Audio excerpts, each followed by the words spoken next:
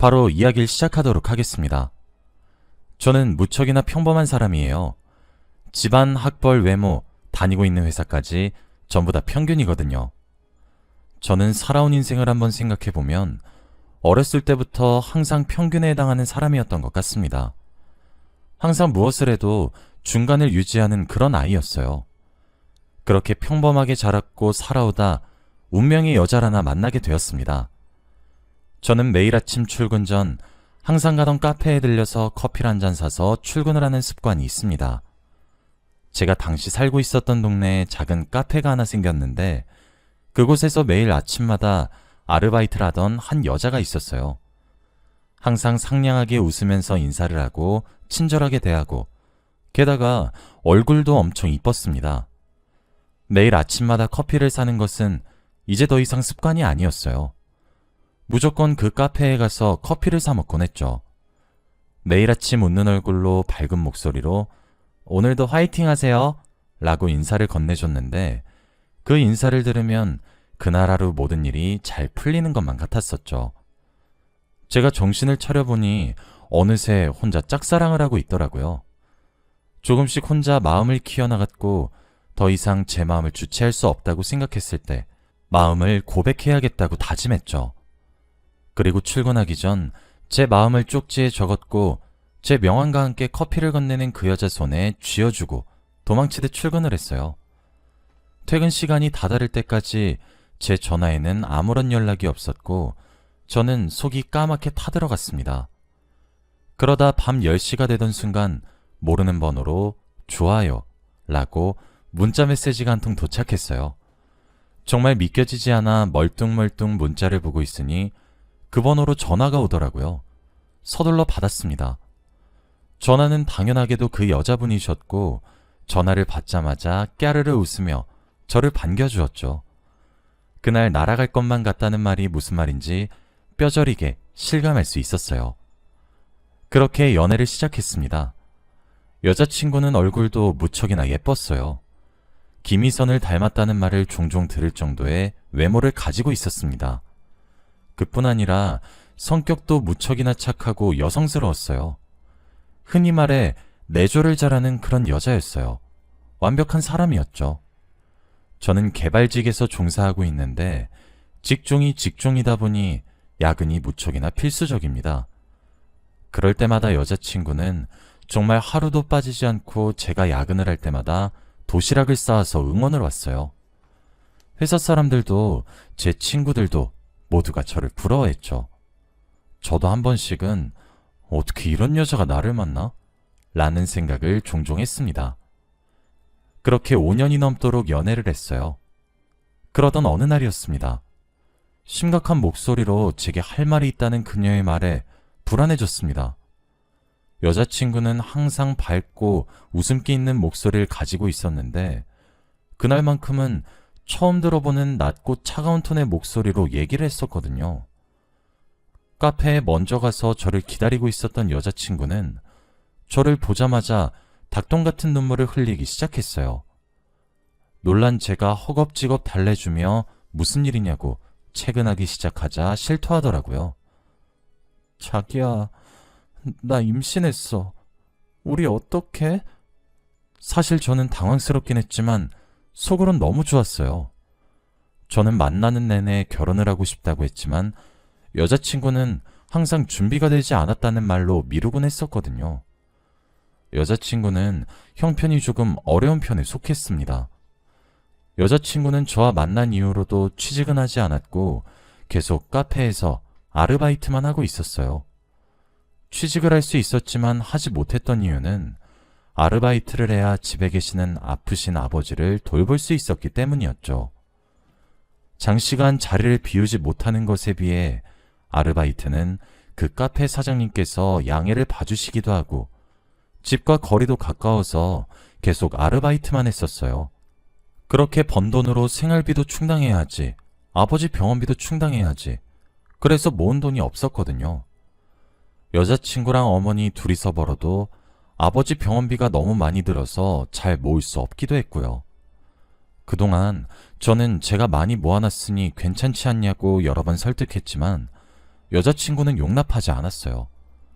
그런데 아이가 생겼다? 제게는 정말 선물 같은 존재였어요. 드디어 사랑하는 여자를 제가 책임질 수 있다는 생각에 오히려 설레기 시작했죠. 어떡하냐고 눈물을 뚝뚝 흘리는 여자친구에게 저는 큰 소리를 땅땅 치며 결혼하자고 했습니다. 모은 돈이 없어도 괜찮다고, 내가 많이 모아뒀다고 하면서요. 여자친구는 제 말에 안심이 되었는지 펑펑 울기 시작했고, 저희 두 사람은 결혼 준비를 빠르게 시작했어요. 저희 집에서는 탐탁치 않아 했지만 제가 너무 좋아하고 있기도 하고 아이까지 생겨서 여자친구를 며느리로 받아들이셨고, 여자친구네 집에서는 면목 없어 하시면서 절 반갑게 맞이해 주셨어요. 그렇게 3개월 뒤 여자친구의 배가 더 불러오기 전에 우린 결혼을 했습니다. 그런데 결혼을 하고 한 집에 같이 살기 시작하면서 아내 행동이 조금 이상해졌어요.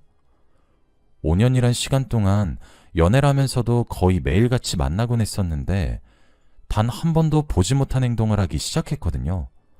엄청나게 예민해졌어요. 조그마한 것에도 불같이 화를 내기 시작하다가도 미안하다고 막 울기도 하고 그러더라고요.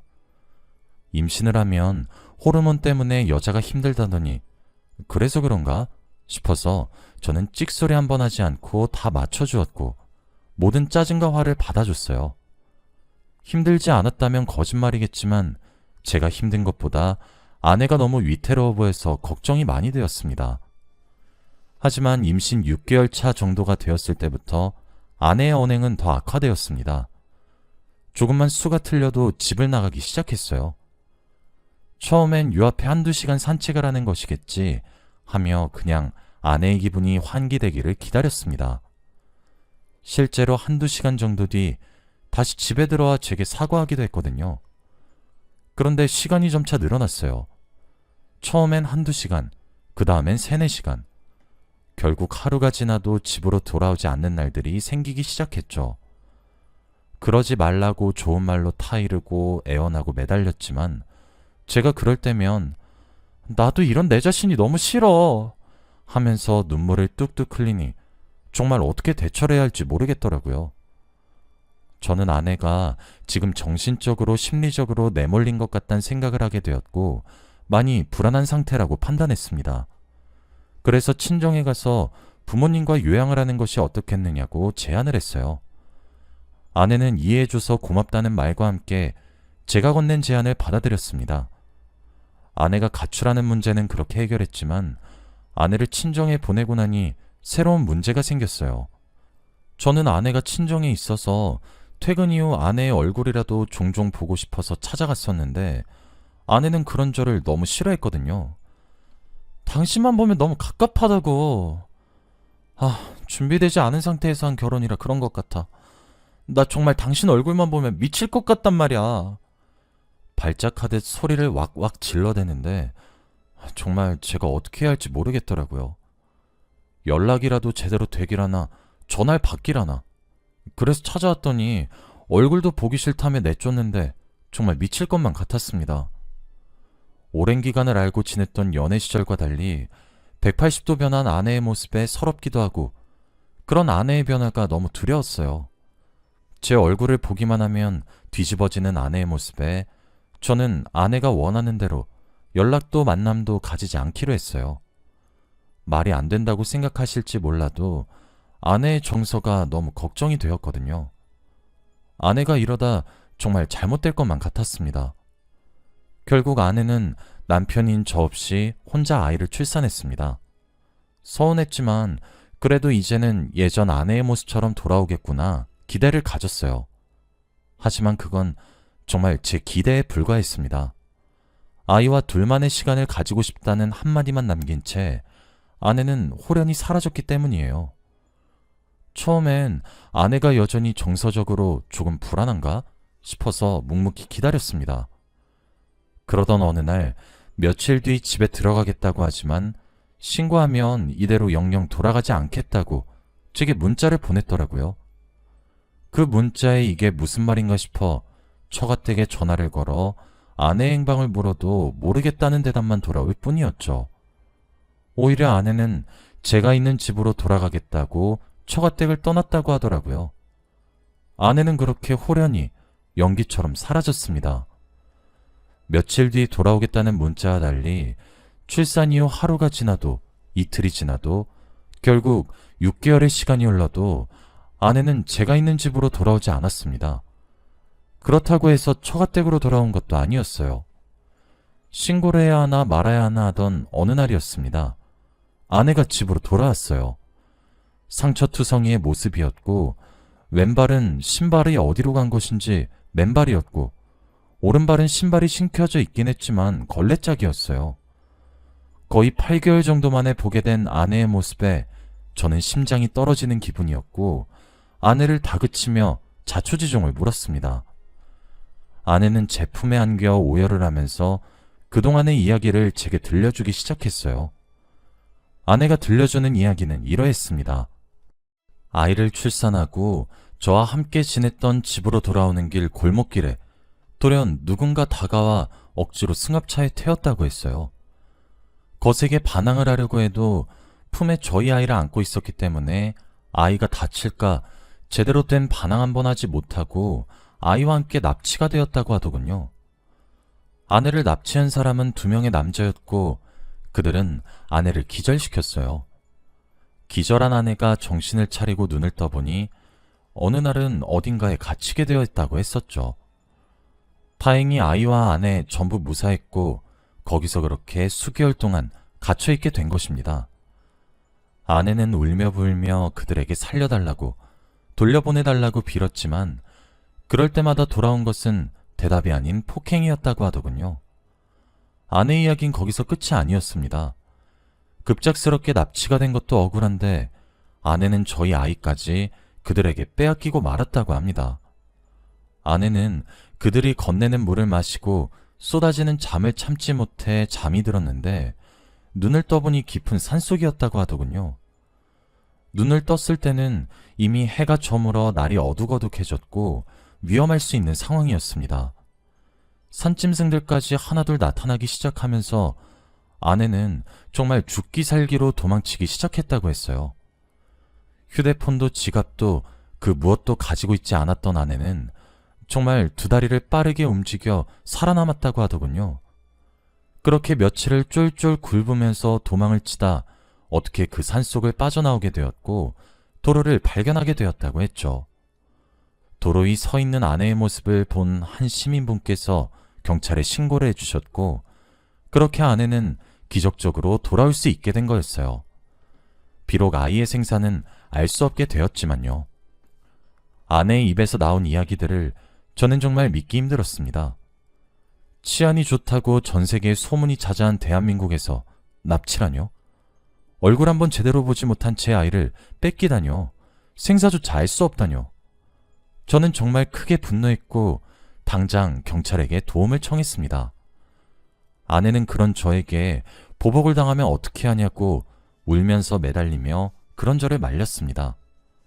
하지만 집안의 가장인 제가 아내와 아이를 지켜야 된다는 생각에 저는 그런 아내를 진정시키며 나만 믿으라고 했죠. 경찰은 수사에 착수하기 시작했고 거기서 가장 중요한 진술은 아내의 진술이었어요.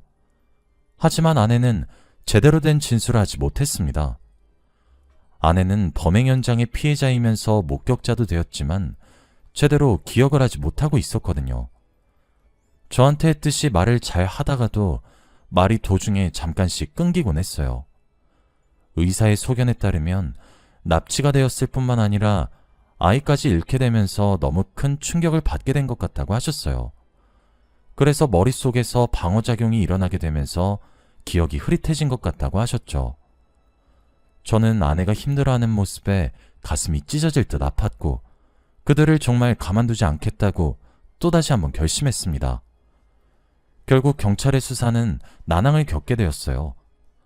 아내가 납치를 당한 곳 자체가 CCTV 하나 없는 골목길이었고 아내와 제 아이를 납치한 승합차의 색상도 번호도 알 수가 없으니 수사 자체가 진행이 되질 않았습니다.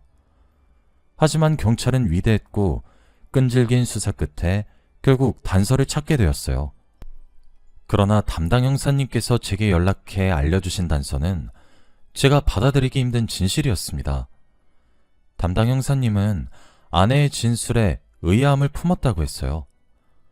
기억이 온전치 않다는 점을 감안하더라도 기억 자체가 편파적으로 구성되어 있다는 기시감이 들었다고 하시더라고요. 일관적이지 않고 매번 바뀌는 아내의 진술에 어쩌면 아내가 가장 수상할 수도 있겠다는 가능성을 알게 되었고, 그렇게 아내의 정보를 알아내기 시작했어요. 그러다 담당 형사님께서 형사의 직감이셨던 건지, 만약 이 모든 것이 아내가 벌인 자작극이라면 아내가 출산한 아이와 연관된 문제일 거란 확신을 하셨다고 했죠. 그래서 아내가 아이를 출산한 산부인과에 찾아가 아내의 피부색을 물으셨다고 하더군요. 산부인과에서는 다행히도 아내를 기억하고 있었습니다. 그럴 수밖에 없었어요. 만삭인 산모가 찾아와 친정도 남편도 시댁도 그 누구도 없이 혼자 출산하는 경우 자체가 드문 경우인데, 그렇게 출산한 아이의 피부색이 흑인의 그것과 똑같이 새까맣게 태어났기 때문이었어요. 담당 형사님은 수사의 방향을 아내의 자작극으로 간주하고 진행하겠다고 이야기를 하셨습니다. 그러면서 아기가 유기되었을 수 있다는 가능성을 제시했죠. 그 이야기를 듣는 내내 참 멍했습니다. 한국말을 들으면서도 이해가 가질 않았어요. 저는 그 길로 집으로 돌아가 아내를 추궁했습니다. 아내는 처음에 당연히 부정했습니다. 그리고 저는 아내의 부정을 믿고 싶었고 믿었습니다. 하지만 확실해야겠다는 생각에 아내와 함께 산부인과에 가서 다시 한번 확인해보자고 이야기를 꺼내는 순간 아내는 모든 것을 인정하기 시작했습니다. 아내는 저와 연애하던 기간보다 더 오래된 만남 상대가 있었다고 실토했어요. 7년이란 시간 동안 만난 남자는 한국에서 음악을 하는 흑인 래퍼였어요. 두 사람은 서로 욕망을 채우기 위한 즐기기만 하는 관계였는데, 그렇게 2년 정도 만나던 도중 제가 나타난 것이었다고 하더군요. 사실 흑인 래퍼를 사랑하지 않은 것은 아니었으나 미래가 불분명하고 불안한 직업을 가지고 있었기 때문에 결혼까진 생각하지 않고 있었다고 하더라고요. 그냥 계속 즐기기만 했던 거였어요. 그러다 아이가 덜컥 생긴 거였죠. 아내는 고민에 빠졌어요. 임신한 날짜를 유추했을 때 저와 흑인 래퍼 둘 다 아빠일 가능성이 있었기 때문에 말이죠. 아내는 본인이 생각했을 때 제가 좀 더 유력하다고 생각했기 때문에 저와의 결혼을 택했어요.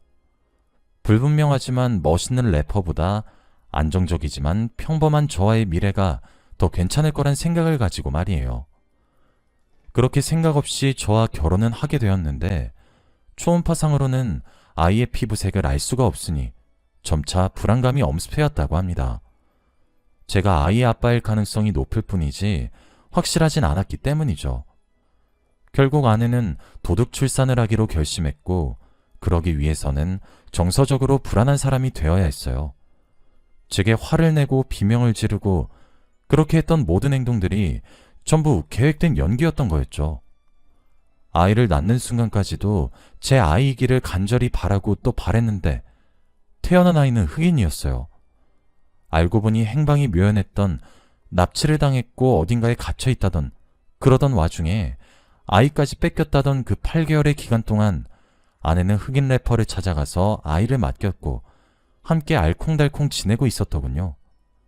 하지만 그렇게 집을 떠나 있는 시간이 길어지면서 제가 신고를 할지 말지 너무 불안해지기도 했고, 이 모든 사실을 제게 들켰을 때 어떻게 빠져나갈지 너무 고민도 되었고, 그래서 깊은 고민 끝에 생각해낸 방법이 자작극이었던 거였습니다.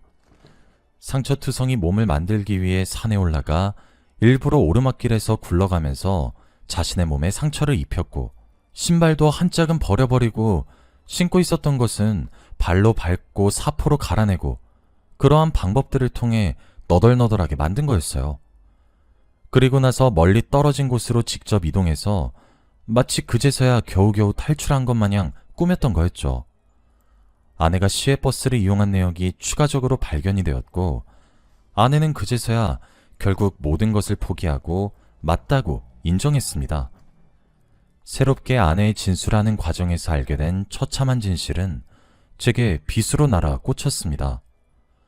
모든 것이 아내의 자작극이었던 것에 저뿐만 아니라 처가댁과 저희 집 어른들 모두가 정말 깜짝 놀랐고, 저희 어머니는 처가댁에 찾아가서 욕이란 욕은 다 퍼붓고 돌아오셨어요.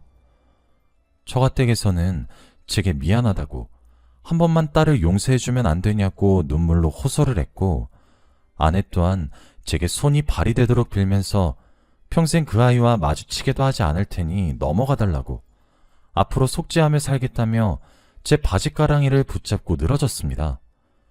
그런 아내의 모습이 너무나도 역겨웠고 저도 모르게 뺨을 내려쳤어요. 아내는 제게 내팽개쳐졌으면서도 아득바득 제게 다시 다가오는데 너무 징그럽더군요. 제가 알던 그 여자가 맞는지 믿기지 않을 정도로 말이에요. 저는 임신기간과 가출기간을 합쳐 1년의 시간이 넘는 그 오랜 기간 동안 절 기만한 부분과 그런 아내의 치밀한 계획과 연극에 혀를 내둘렀고 아내를 용서하지 않았습니다. 그리고 앞으로도 하지 않을 생각이고요. 현재 저는 흑인 래퍼와 아내를 상대로 소송을 준비하고 있습니다. 이미 경찰 측으로부터 허위사실 신고로 인해 벌금을 맞은 상태더라고요. 어렵겠지만 사기로 인한 혼인 취소를 요구하는 중이고, 아내는 끝까지 제게 매달리고 있습니다.